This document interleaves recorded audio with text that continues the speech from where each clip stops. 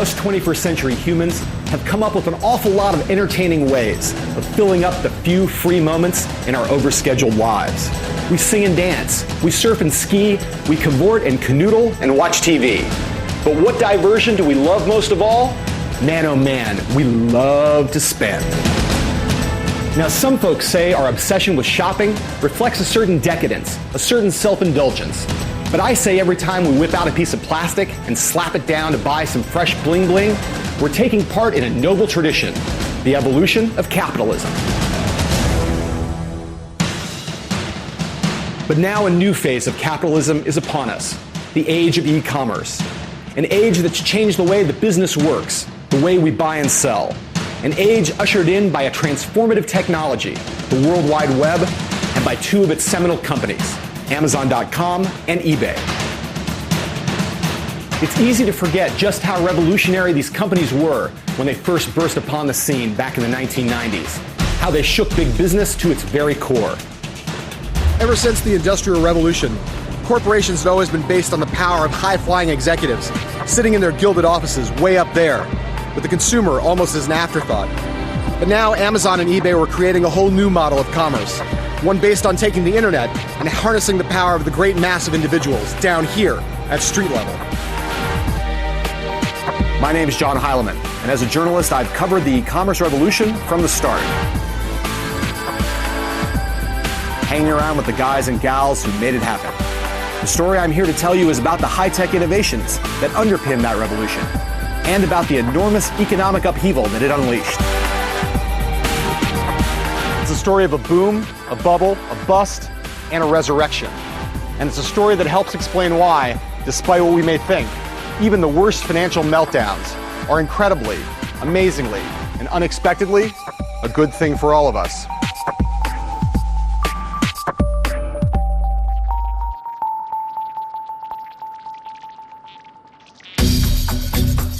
It's almost a cliche, but if you're searching for the next big thing in high tech, the best place to look is a garage. Ah, yes, the almighty garage. The place where, according to high-tech lore, the greatest startups were incubated. Hewlett-Packard, Apple, the list goes on and on. The garage we're interested in today was the birthplace of Amazon.com. It was in suburban Seattle and belonged to a guy named Jeff Bezos. Bezos started out on Wall Street in the early 1990s. He was highly analytical, a spreadsheet junkie. And when the web came along, he started thinking in a systematic way about its unique properties and what kinds of stuff it would be ideal for selling. He made list after list, and always at the top was books.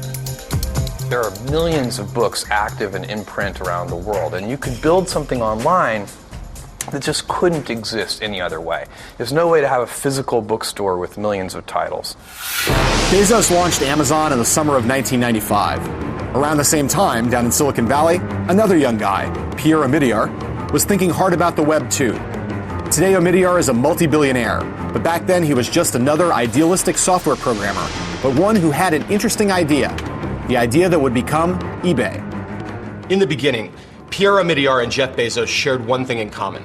They thought of the web as a place to do business and not just goof around. But apart from that, Pierre was from Venus and Jeff was from Mars. They couldn't have been more different. Where Jeff was about the business plan, the market research, the methodical analysis, Pierre, well, he didn't have a business plan. He hadn't done any market research. He was just a humble software coder who thought that the idea of making an online auction site sounded pretty cool. It was an idea that he could take care of all by himself, tapping away at his home computer. I thought that you could maybe use the web and use the power of this technology to bring people in one place, to create a marketplace, a market mechanism that was actually truly efficient, where regular people could compete on a level playing field with the big players. And so that's what I set out to do with eBay. Omidyar believed that an auction site on the web would be fairer and more accessible than any existing market. So he decided to make it happen all by himself over one long holiday weekend in September 1995. So I sat down over Labor Day weekend in my sort of home office there, and I started writing code. And it was really simple. You could create an item, you could list an item, you could get a list of all the items that had been created, and then you could bid on an item. It was just those three things, and I was ready to go. As the first visitors started trickling into a Meteor's site, the pickings they found there were mighty slim. A bunch of computer-related stuff, plus an extremely random assortment of items. Autographed celebrity underwear, a toy fire engine, a superhero lunchbox. I mean, my God, does this look like the makings of startup glory and transformational business potential, or a pile of useless secondhand junk? If you're thinking the latter, well, that's one more reason why you're not a billionaire, and Pierre Omidyar is. Some measure of success came to Amazon and eBay almost immediately. Within months of launching his site, Omidyar was earning thousands of dollars in fees. And in the first 30 days after Amazon went live, with its first employees sitting at desks made out of doors and sawhorses they'd assembled themselves, the site shipped books to 45 different countries and all 50 US states. Our business plan that we had written called for very slow growth, and in fact, we had to kind of rip that business plan up and replan everything because the early customers were really taking on to this service very quickly. We thought it would take a long time for people to kind of change their mindset and decide to do online shopping. The early success of Amazon and eBay didn't go unnoticed on Wall Street, where certain analysts were startled to discover just how fast the web was spreading. One of the most prominent was Henry Blodgett, who would become one of the poster boys of the boom, and, later, one of the scapegoats for the bust. Suddenly the company started putting up incredible numbers, quarter after quarter, and the traffic growth was so far beyond what anyone had ever mentioned to me. It was literally astounding to look at it and say, how could it be growing this quickly? How quickly? Well, consider this. After the invention of radio, it took 38 years before 50 million people were using it. With TV, it took 13 years. But once the internet was opened up to the general public, it took just 4 years before it had 50 million users. This was explosive growth, for sure. But what was driving it? Well, to answer that, we need to get a little bit geeky. We have to understand the collision of two technologies and the pair of laws that made them unique in the history of mankind. The first technology was the silicon chip, governed by what's called Moore's Law. Coined by Intel co-founder Gordon Moore more than 40 years ago, Moore's Law states that the speed and power of integrated circuits, from microprocessors to memory chips, doubles every 18 months. Now, your first reaction to that might be, so what? The point of doubling is that if you look over time at how many steps of doubling it takes to get a preposterously large number, you don't need that many steps. So for example, to go from 1 to 1,000,000, you only need 20 steps. And so in very few steps, you get tremendous growth. This logic-defying doubling stems from engineers' ability to make transistors smaller and smaller. And it's why computers have gone from giant machines that fill up entire rooms to super powerful laptops in what amounts to the blink of an eye. Any number of innovations that have gone into making transistors smaller. They range from how you etch the transistors onto the surface of silicon to what materials we actually make the transistors out of. What Moore understood when he came up with his law was something about engineers. That the first thing they do with each generation of denser chips is use them to make, wouldn't you know it, even denser chips. The process, in other words, is autocatalytic, meaning self-accelerating. Once he made that declaration, it was almost a rule to live by for microprocessor designers. They felt obligated to sort of deliver on whatever technology improvements were needed to make transistors small enough to provide the doubling. But Moore's Law is only half of the story behind the technological miracle of the web. The other half is a rule known as Metcalfe's Law, coined by Robert Metcalfe, inventor of Ethernet. Metcalfe's Law says that every new node, meaning something like your computer, that's added to the network doesn't just increase the network's value by +1, the curve is much, much steeper than that. It's the Moore's Law of connectivity, and this is how it works. If we have 2 users, then that's one connection between them. They can each talk to each other. So let's add another user. If we have 3 users, then that gets you 3 possible connections. If we go to adding another user, that gets you 6 connections. So we're seeing some growth here. Let's jump up a little bit more. If you go to 10 users, there are actually 45 possible connections between pairs of users. So notice that the growth is quite steep, in fact. And in fact, if you go to 100 users, by that point, it turns out that there are almost 5,000 possible pairs of users who could choose to communicate with one another. And so what this really means for the growth of the internet is that the internet gathers momentum as it goes, which is to say, as the number of users increases, the usefulness of the network increases, and it becomes even more compelling over time for new users to join the network. By the middle of the 1990s, Moore's Law and Metcalfe's Law were working hand in hand, fueling an upward spiral. Faster, cheaper, more powerful PCs were increasingly connected together, making the network exponentially more useful and exponentially more popular. Though the folks on Wall Street didn't have a clue about how all this technology worked, they could see that this internet thing was really taking off, turning into a bona fide mass medium, which meant that there was a killing to be made. And when ignorance meets rampant enthusiasm and unbridled greed, well, you know what that means. It means that a fantastic financial bubble is just around the corner.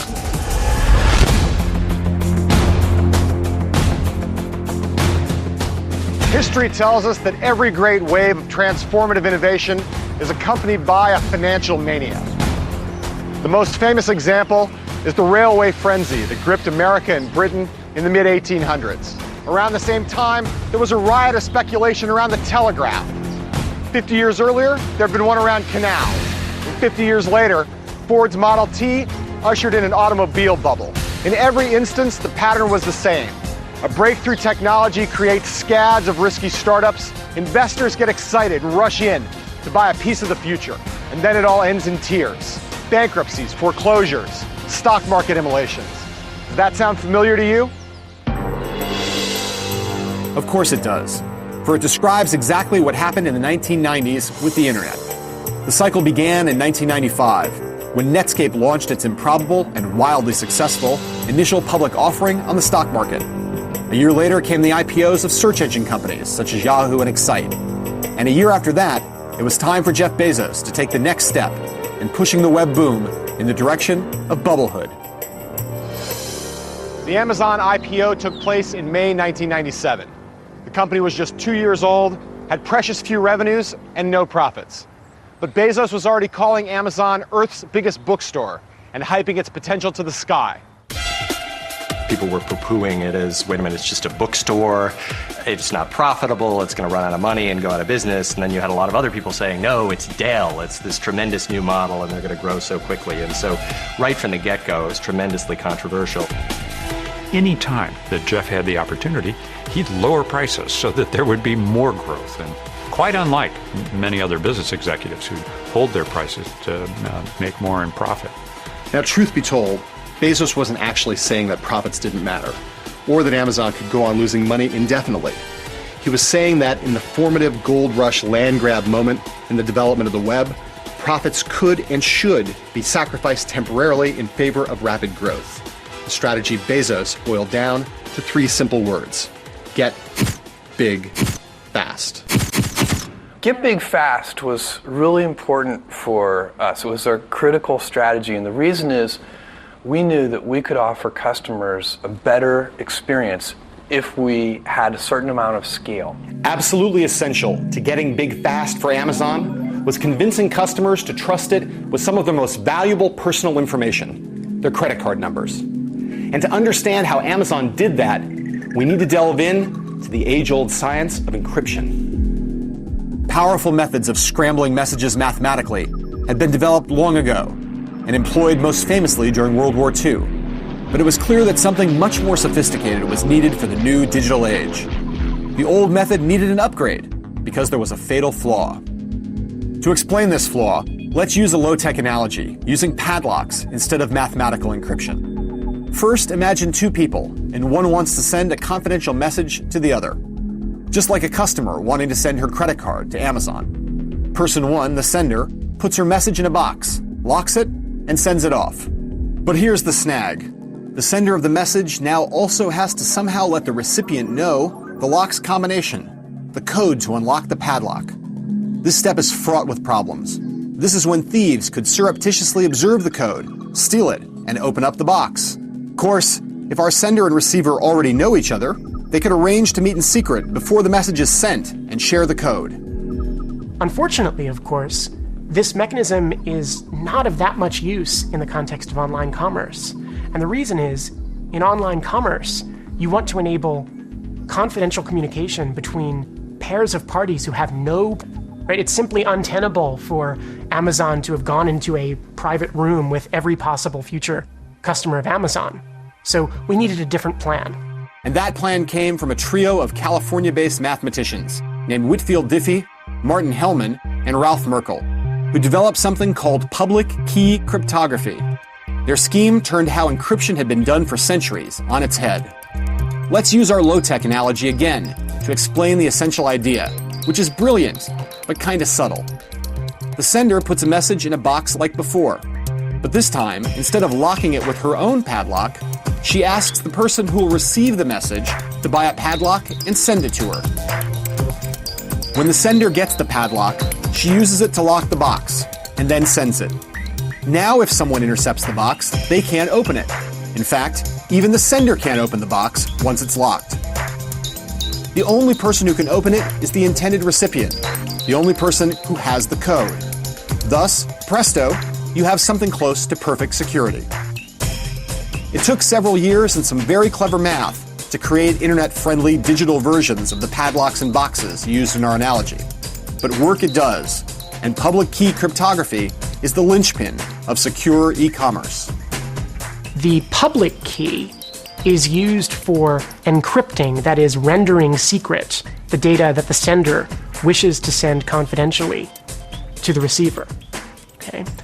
There's also what's known as the private key, which is the combination used by the receiver in order to take the encrypted data, decrypt them, and produce the original message that's readable. With consumers flocking to Amazon on the basis of their confidence in secure, convenient e-commerce, Bezos had persuaded Wall Street to back his money-losing, get-big-fast strategy. But the internet boom that Amazon was part of still seemed tenuous. It progressed in fits and starts. The street still wasn't sure that the web wasn't just a fad, and companies like eBay did nothing to dispel that uncertainty, with its buyers and sellers trading in obscure collectibles that had been gathering dust in garages and attics around the country. I didn't know when I created eBay that there were all these collectors out there. I mean, I didn't even know. You know, I'm not a business person. I didn't do the research to begin with. Initially, when eBay came out, you have a lot of investment managers would call up and they'd say, well, come on, it's just a tag sale. It's gross, and who wants to pay for these things that you can't see? We were telling the story about people being basically good, people doing business with one another, and it was funny telling the story in New York City. You know, I mean, people were like, really? In the spring of 1998, Pierre and his investors realized they needed an A-list business person at the helm if they were going to get Wall Street to take eBay seriously. They found one in the person of Meg Whitman, a Harvard MBA who'd been a marketer at Walt Disney and a top executive at the toy company Hasbro. So we were really trying to define the company in terms of collectibles, because 98% of the items on the site were in fact collectibles. In fact, 8% of the items on the site were actually Beanie Babies. Not a fact we widely shared.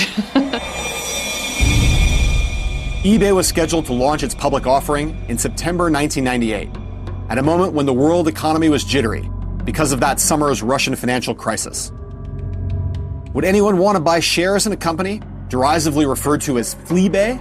I was slightly pessimistic. I thought, nothing's ever really worked out for me before, and this will be just another one of these situations.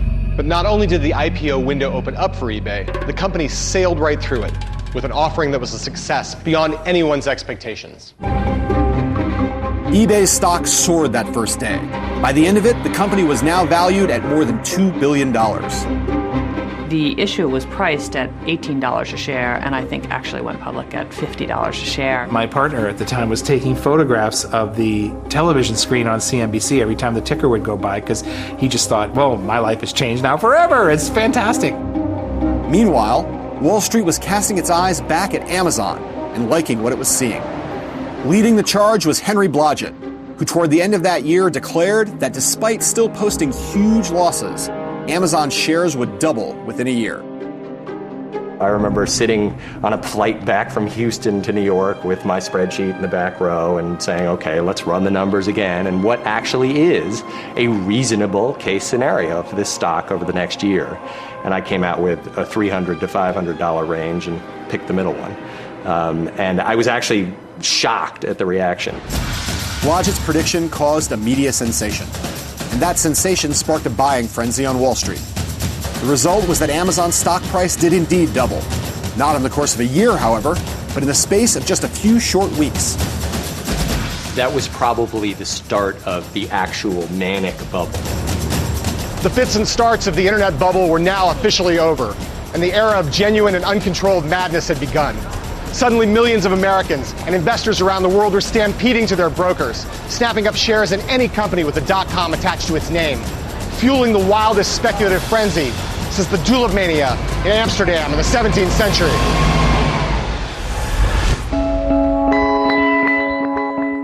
The Amazon and eBay IPOs made Jeff Bezos and Pierre Omidyar richer than Croesus, on paper at least. But they also had an even larger effect. The IPOs made them famous. As their stories spread, they inspired legions of imitators, business school students from across the country, who suddenly started packing up their cars and heading for Silicon Valley.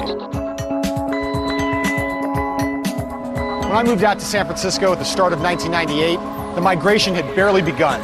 But by the end of that year, after eBay's IPO and the dawning awareness that the gyrations of the world economy weren't going to throttle the boom, a new gold rush was in full effect. You could practically see the hordes of .com prospectors streaming across the Bay Bridge, armed with laptops and half-baked business plans, rather than picks and shovels. And really, who could blame them? Judging by eBay and Amazon, it all seemed so easy. Sure, Bezos and Omidyar were smart and ambitious and monomaniacal, but so were countless MBAs from Harvard and Yale and Wharton. And it seemed as if all the old business strictures had melted into thin air. Experience? Who needed it? Profits? Please. It was a brave new world, a brand new economy, one where gravity and the rules of physics no longer seemed to hold sway.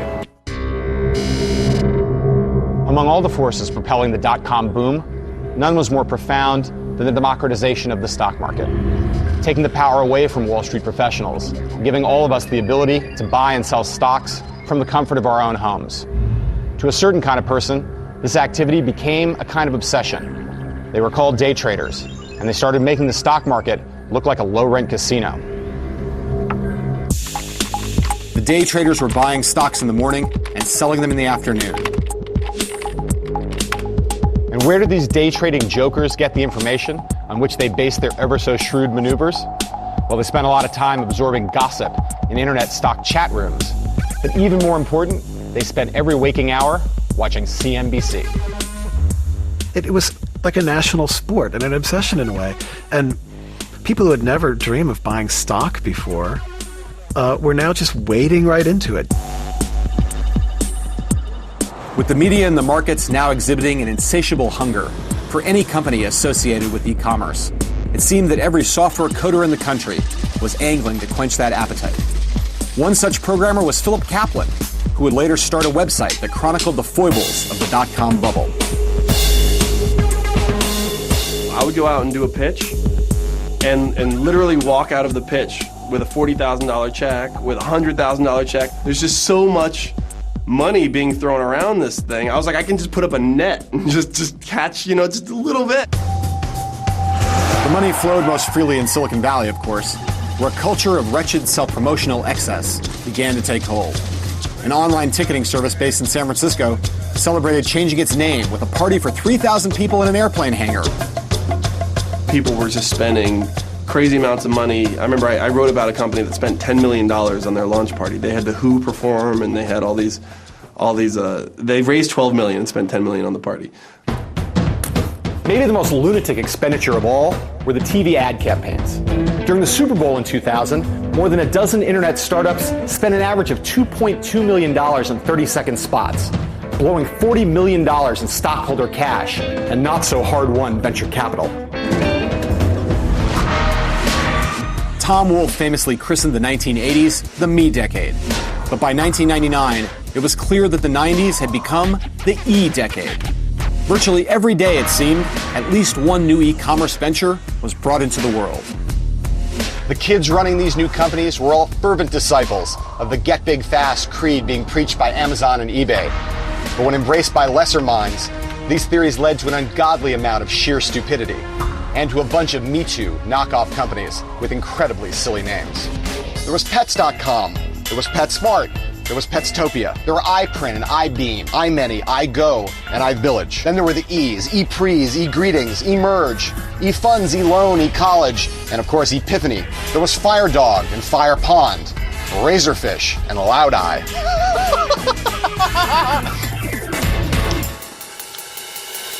Few of these companies had any plausible reason for existing, let alone a basic grasp of strategy or economics. It was a very charged, very energetic, nearly frantic time when it was easy to lose your bearings and some of your judgment.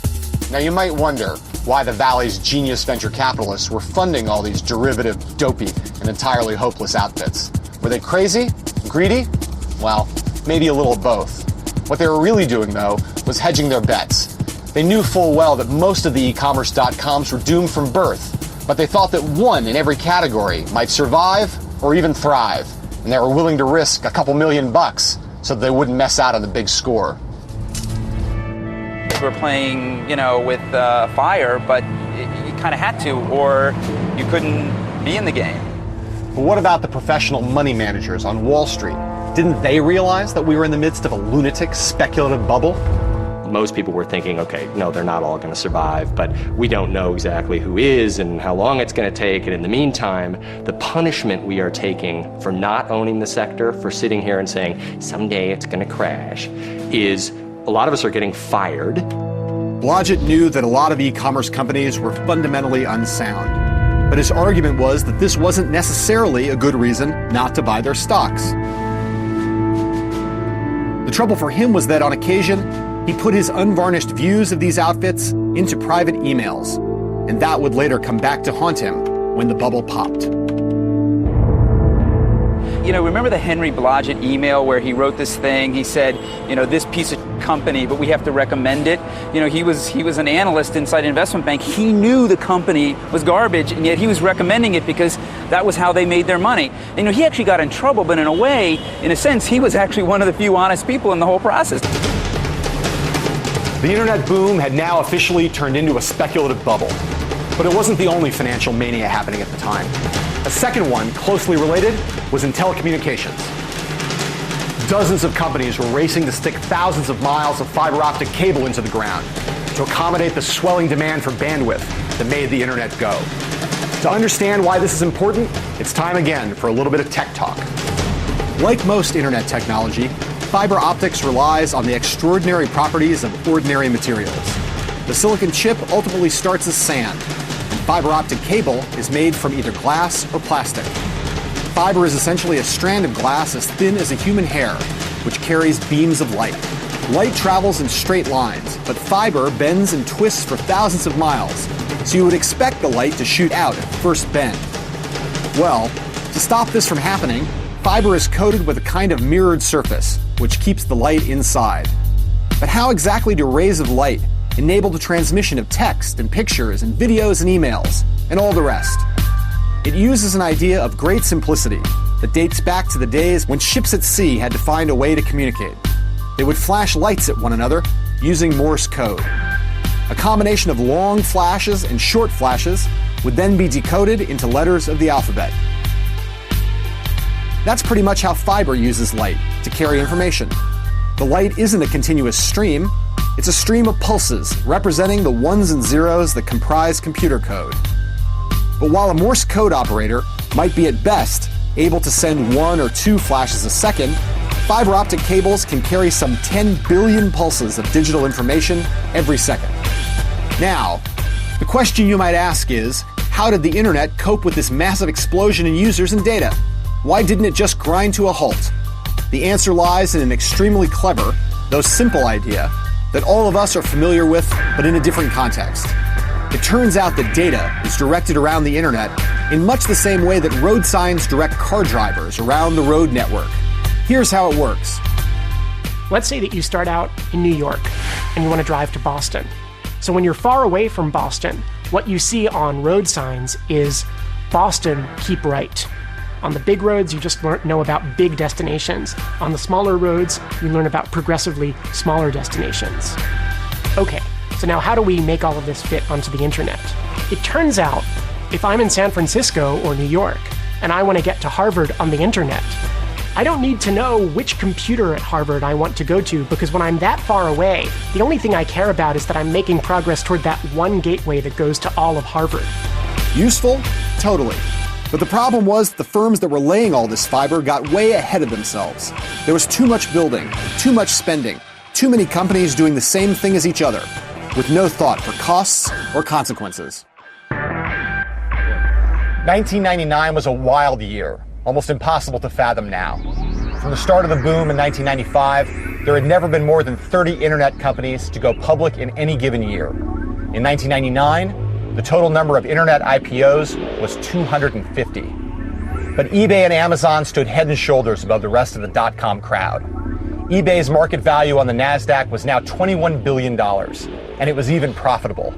It was very unreal from a stock market point of view. And that worried me a lot because you have to remember I was in my early 40s. I'd been around business for 20 years and I knew that this wasn't quite right. So it was really more the headiness of those times where, would the market cap get way ahead of what the company could actually deliver? There was no basis in fundamentals, and I was worried about that. And while Bezos' company couldn't say the same, it was racking up sales of $1.6 billion a year. And its own market cap was a staggering $37 billion. Jeff was always saying to us, actually, do not keep your eye on the stock price, which I think was very intelligent of him. Do your job here the best you can, do everything you can for the company. I never said to myself, gee, I'm the $10 million book reviewer, because there was clearly such a disconnect between the job you were doing and the rewards you were getting that, there was a continued sort of nimbus of unreality floating around the whole thing.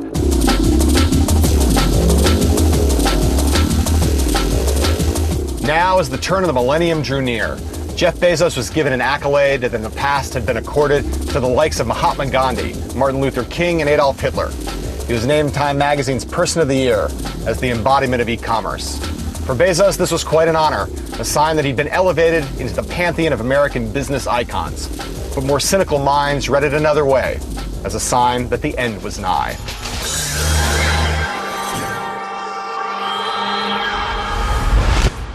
The epicenters of the internet bubble may have been Silicon Valley and Wall Street, but there was one central player who resided in Washington, D.C., the chairman of the Federal Reserve Bank, Alan Greenspan. Though Greenspan famously said that irrational exuberance was fueling the bubble, he'd done precious little during the 1990s to try and prick it.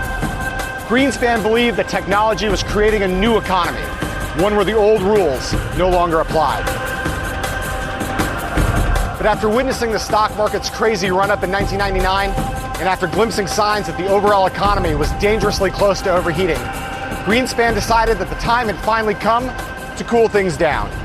In February of 2000, and then again in March, the Fed raised interest rates to their highest level since 1995. Moves that signaled that Greenspan was now determined to put the bubble to an end. At the same time that Greenspan was making his moves, Wall Street began to train a more sober eye on its dot-com darlings.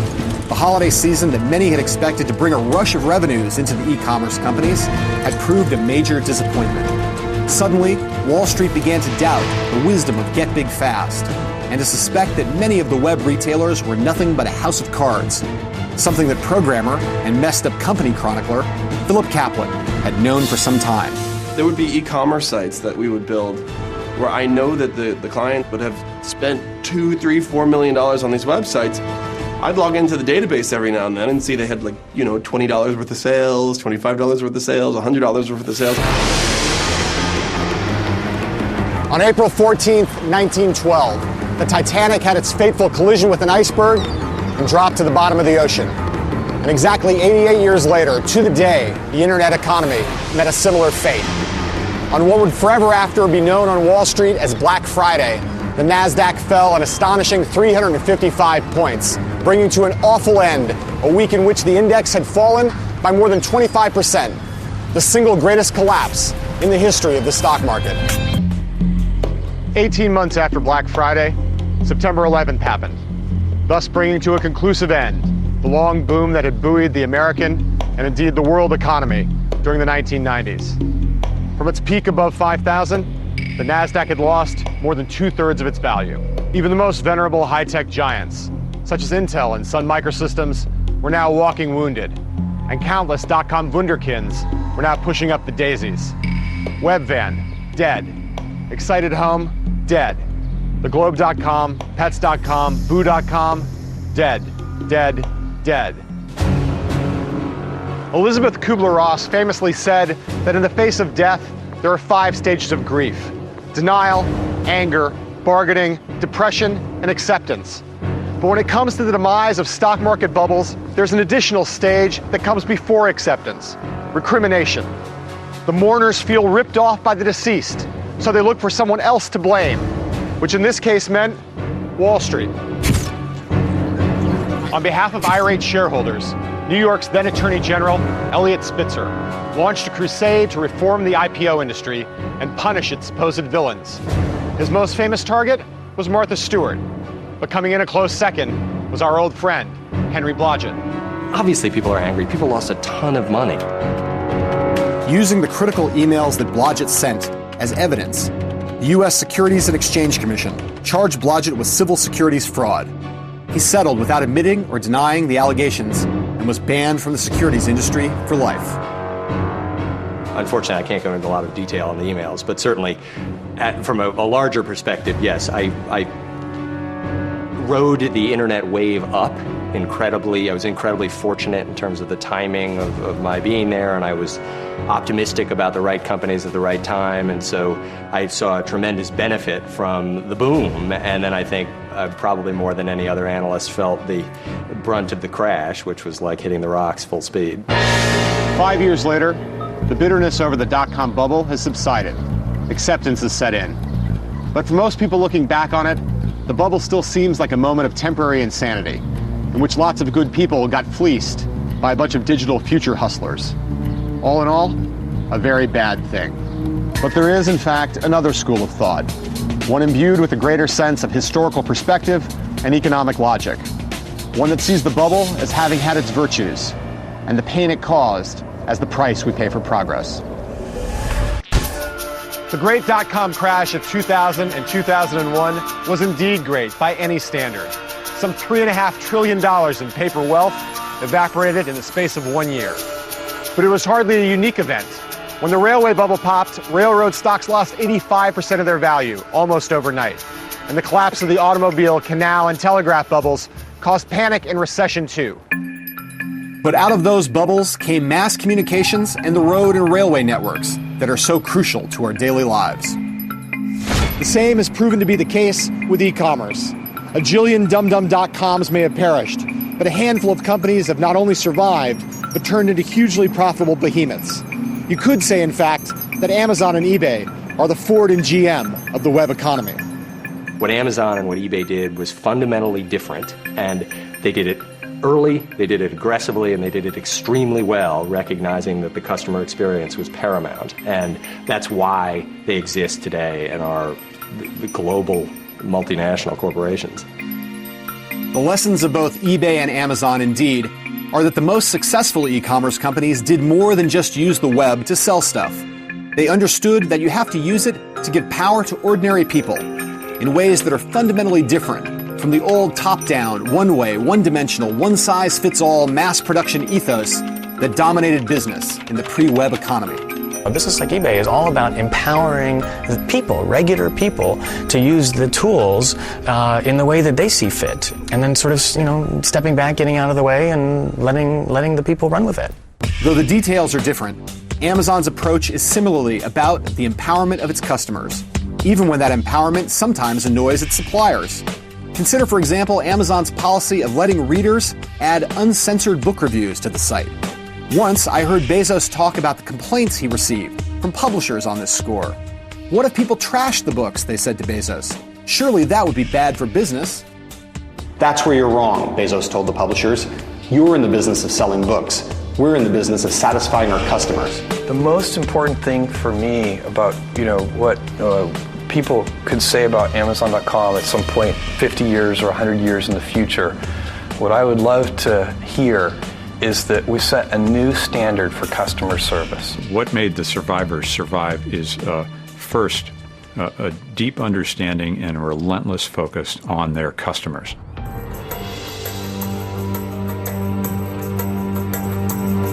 But what about the losers, you might ask? Surely all the pain and suffering and the decimation of wealth outweighed the survival of the few perennials. At the depths of the crash, I put that question to Andy Grove, the legendary chairman of Intel. Grove is a congenital skeptic, and during the dot-com bubble, there'd been no louder naysayer. But now Grove argued that the bubble had actually been a good thing. What this incredible valuation craze did, he said, was draw untold sums of billions of dollars into building out the internet infrastructure, everything from fiber optic cable to Amazon's customer database. And while that infrastructure would probably have been built anyway, he went on, it happened over 5 years instead of 15, a huge advantage to America and the world. Grove also made another argument, that the dot-coms had performed an invaluable service by putting the fear of God into brick-and-mortar firms, by forcing them to get serious about the web, to turn themselves into internet companies almost against their will. So the dot-coms didn't die in vain, I asked? No, Grove replied.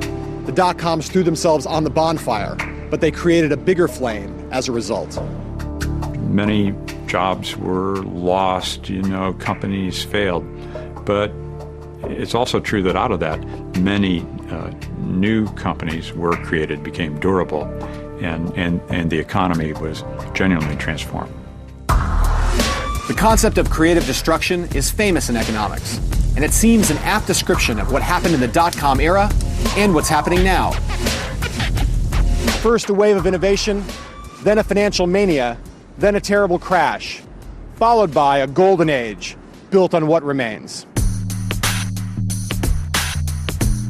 Arising out of the dot-com ashes and the successes of Amazon and eBay are a new breed of companies run by a new breed of entrepreneurs.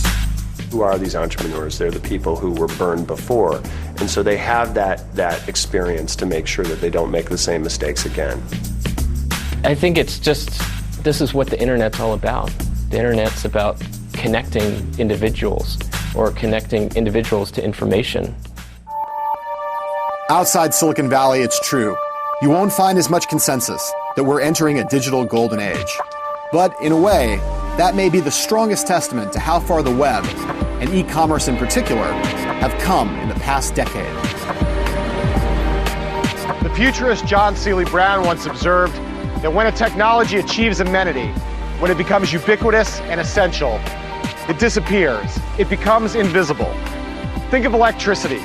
Think of airplanes and automobiles and air conditioning. Like the railroad tracks crisscrossing the country, the web is becoming the foundation of our economy, carrying us along to our destination so smoothly and efficiently, we don't even realize how fast we're moving.